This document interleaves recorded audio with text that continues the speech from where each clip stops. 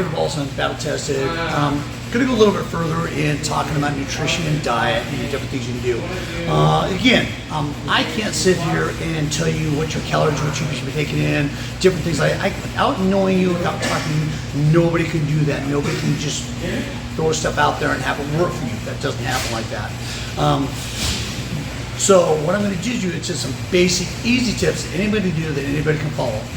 First thing that I'm going to talk about is something I already mentioned, the intermittent fasting. Intermittent fasting is so easy to do. It's just a no-brainer. You just don't eat 12 hours from your last meal to your meal in the morning, okay? That's simple. You're sleeping anyway. It's not that big a deal. If you eat at 7 in the morning, don't eat there after 7 at night. It gives you good, clean 12 hours of fasting. Proven scientifically, lowers your growth hormone through the roof, helps burn fat, all those things that come with growth hormone, great things. That's a no-brainer. The other thing is I believe firmly in having your meals spaced out and eating frequently throughout the day. That other 12 hours is real easy to fit in 5 to 6 meals in between there.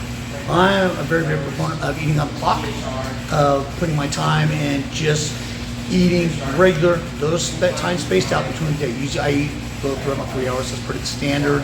You can do more, eat smaller meals, whatever works for you, whatever is convenient for you, whatever you like, whatever you enjoy doing. Again, it just makes common sense. One of the things that I'm going to talk about though is snacking. Now, I'm a big on snacking. I think that's important to stay fed, but it seems that people have taken it and gone too far with it. Okay, when you're snacking all day, and so you're eating this shit all day, and that's not productive. One of the things that I found, and this is psychologically, one of the things that you want to do is make a meal a paired situation, meaning you want to make it an event. So what happens is every time you go in front of the TV, you break a bag of chips or do something snack in front of the TV. Pavlov's dog, you get hungry when the TV's on. So now you're eating snacks all the time, every time the TV's on. If you make it an event where instead of me eating in front of the TV, if I go into the kitchen, I prepare a meal, I put it on a plate, I sit at the table and eat it, I only get hungry at those times. So you stave off that hunger sensation until you actually, it's important to do until you need the nutrients. By doing this, if you have a hunger pain in between there, your body's hungry, feed it. And that way you're not just being set up by some trigger of, get smart is on. So you have something that's actually helping you keep that place. Another really sneaky trick is before you have that meal, to drink a big glass of water. It'll help you get that full sensation faster. Another sneaky trick is to do smaller plates. This is a psychological trick not a lot of people know about. Instead of having a big plate where you fill that plate up, your mind works in a way that if you have a smaller plate, that plate is fuller, looks like more food, that's how the mind perceives it. I don't make these things up, it's just science. Like I said, those are small things that you can do that go a really long ways. Okay, now I'm going to talk to you about a new thing that is so badass. I just literally found out about it today. A study done by Harvard. They took 3 groups of men, all the weights. They gave them 3 separate breakfasts to see how they would react. They gave them oatmeal. They gave them one other thing, which is driving me crazy. I can't want to hear this because I can't hear what the guy says. I've listened to that video like 15 times trying to catch what the fuck he says. I don't know what it is. Basically a carb-based something. And the third thing was an omelet.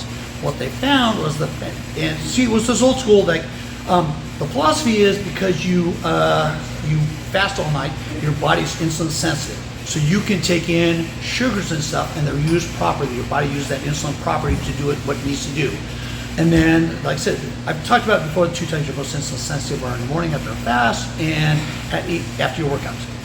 But what they discovered is these carbs in the early morning, that the people that did the oatmeal ate 81% more food than the omelet group. That's a fucking lot. That's a lot of food. It's almost double what they ingested. So if you're trying to lose weight, it just shows you need that protein in the morning. That carbs, I'm a big anti-carb guy, and carbs are not what you need that first thing in the morning. You need to, I said, it's always been the idea of that filler. You fill your body with this heavy, dense food, fills you up, gets you ready for the day. That's always been the philosophy. Now we're finding out, yeah, that'll fill you up all day because you'll be eating more food all day. So start out with some sort of protein. Omelets are great, eggs are great. Personally, I'm not a breakfast per se guy. I don't stick to the breakfast. I have chicken, I have meats, I'll have steak. Food is food. So it doesn't really matter what I'm taking in as long as I get in some protein-based stuff there.